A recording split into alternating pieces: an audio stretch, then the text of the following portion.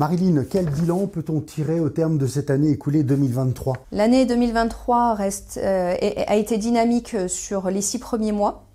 Par contre, l'incidence bancaire est apparue à partir de l'été, ce qui a ralenti le nombre des ventes, ce qui ne se connaît pas tellement sur les chiffres de 2023, puisqu'il y a un délai entre la vente et la réitération notariale, mais qui certainement va se ressentir sur les chiffres 2024.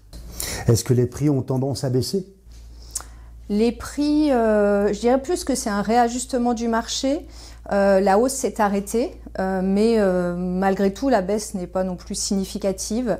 Il y a un peu plus de négociations, notamment du fait des travaux énergétiques qu'il pourrait y avoir dans les logements. Et justement, alors comment ça se passe au niveau du DPE dans la région de Bourg-en-Bresse? Le DPE est devenu un critère important pour les acquéreurs ou les locataires. Ça a vraiment une incidence sur notamment les ventes.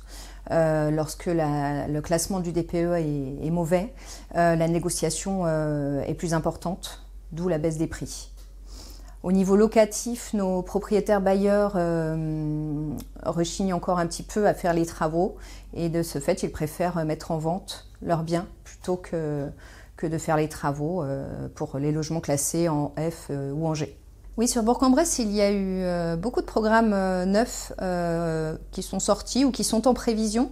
Et notamment, on constate que ce sont des promoteurs lyonnais qui viennent construire dans notre secteur, puisque le marché lyonnais est compliqué et les autorisations de construction sont difficiles à obtenir également. Donc il y aura des biens à vendre dans les prochains mois, les prochaines années sur Bourg, du neuf? Le neuf sera bien évidemment à vendre, ce qui va continuer de dynamiser la location, la vente et maintenir de ce fait un prix marché également. L'avantage de ces programmes neufs, c'est qu'ils auront un DPE très favorable, qui répondent aux dernières réglementations thermiques. Donc les acquéreurs prennent de l'avance sur les législations à venir.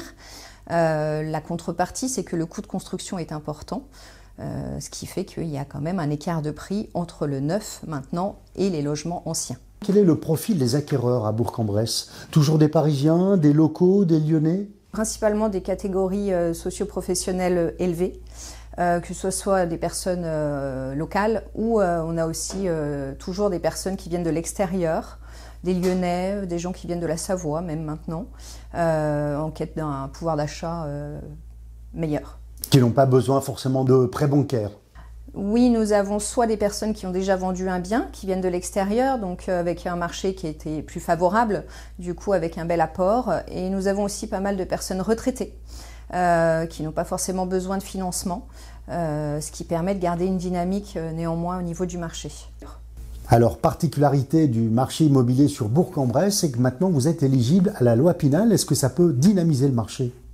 Effectivement, Bourg-en-Bresse est devenu éligible à la loi Pinel en courant d'année. Et étant donné qu'il y a pas mal de programmes neufs en cours sur Bourg-en-Bresse, nous avons néanmoins toujours des investisseurs, donc cela permettra de dynamiser la vente de ces programmes sur Bourg-en-Bresse. Et comment se comporte le marché de la location? Le marché de la location reste toujours très tendu, de plus en plus tendu, puisque nous avons toujours peu de mouvement au niveau de notre portefeuille. Il y a un timide retour des préavis de départ avec des personnes qui donnent leur départ, et ce qui permet d'avoir un peu plus de biens sur le marché que l'année dernière, mais ça reste timide.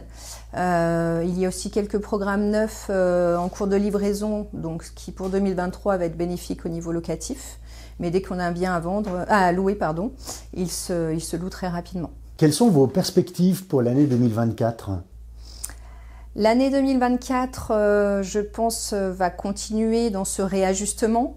Clairement, les prix ne vont plus monter, mais je ne pense pas que ça soit un effondrement non plus, puisqu'on enregistre toujours beaucoup de demandes.